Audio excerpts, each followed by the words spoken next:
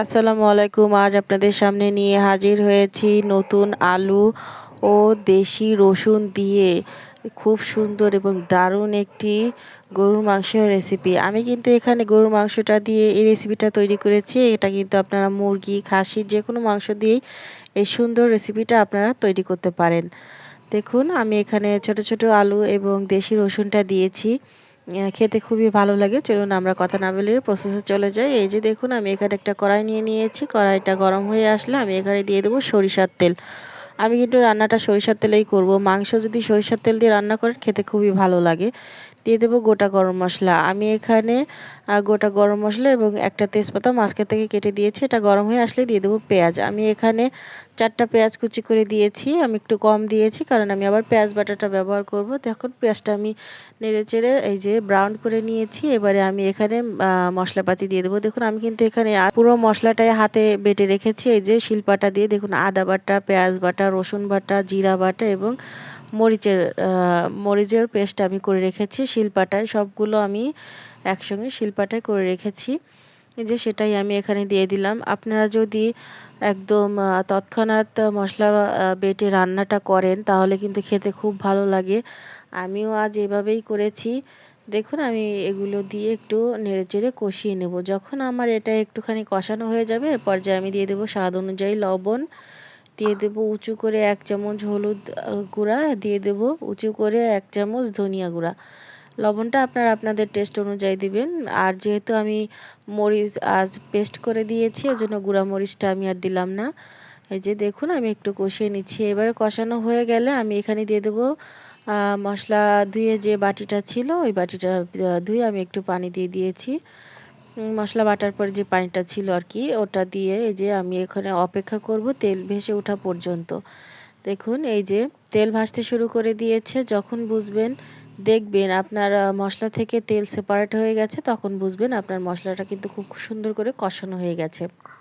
এ পর্যায়ে আমি এখানে কিন্তু আজ ১ কেজি মাংসের রান্না করব সেই পরিমাণে আমি কিন্তু ইটা দিয়েছি, মশলাটা দিয়েছি। দেখুন এখানে আমি তেল, চর্বি, হাড় সহ আমি এখানে মাংসটা নিয়েছি। এই যে আমার এখানে কিন্তু ১ কেজি পরিমাণ মাংস আছে। এবারে আমি নেড়েচেড়ে ঢাকনা দিয়ে ঢেকে দেবো ৫ মিনিটের জন্য। আমার চুলাটা কিন্তু এ পর্যায়ে হাই হিটে আছে।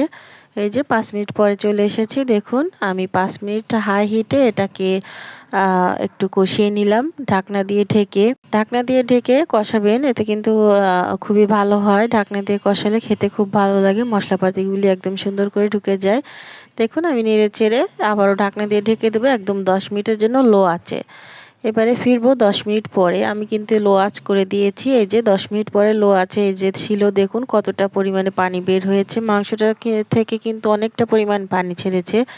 এই পানিটাই কিন্তু আমি মাংস কষানোর কাজে ব্যবহার করব। আমি এই পানিটা দিয়ে মাংসটা কষিয়ে নিব।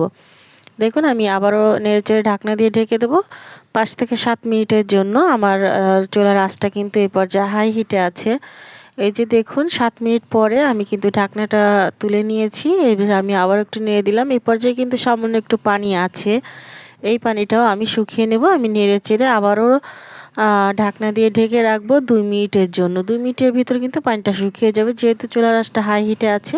ফিরবো ২ মিনিট পরে। দেখুন ২ মিনিট পরে কিন্তু এই যে একদম নিচ থেকে তেল ছেড়ে দিয়েছে। কোনো রকম কোনো পানি নাই। এবারে আমি নেড়েচেড়ে আমি একটু করে দিব। দেখুন এই যে আমি এখানে দেশি রসুন এবং ছোট সাইজের নতুন আলুগুলো রেখেছি।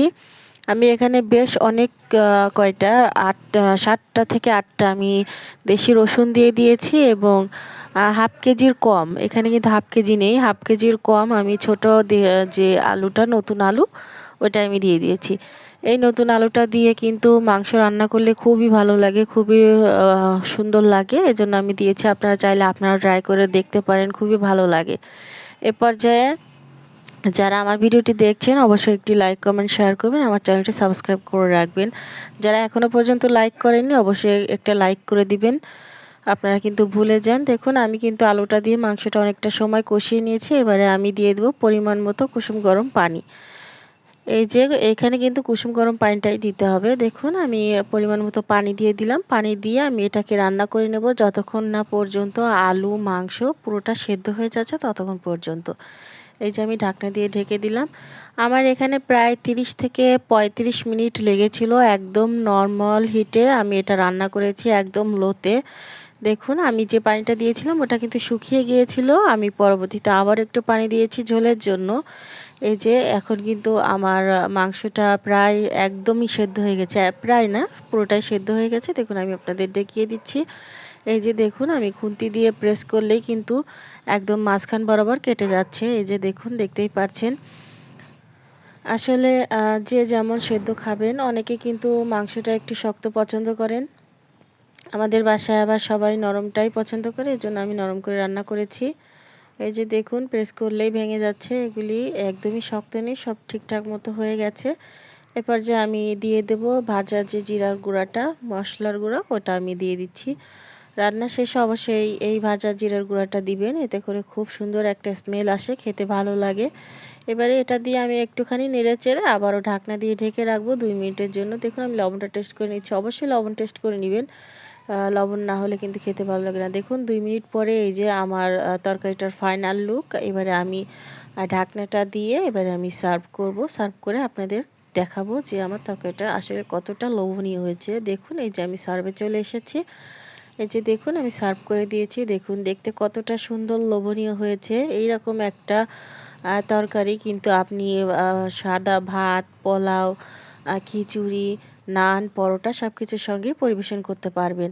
আপনি যেদিন এই তরকারিটা আপনি বাসায় ট্রাই করবেন, সেদিন কিন্তু বড় থেকে ছোট সবাই আপনার প্রশংসায় পঞ্চমুখ হয়ে যাবে। আমার ভিডিওটি ভালো লাগলে লাইক, কমেন্ট, শেয়ার করবেন। আমার চ্যানেলটি সাবস্ক্রাইব করে রাখবেন। আমার রান্নাটি কেমন হয়েছে অবশ্যই কমেন্টের মাধ্যমে জানাতে ভুলবেন না। অবশ্যই কমেন্ট করবেন। সবাই ভালো থাকবেন, সুস্থ থাকবেন। আসসালামু আলাইকুম। সবাইকে ধন্যবাদ।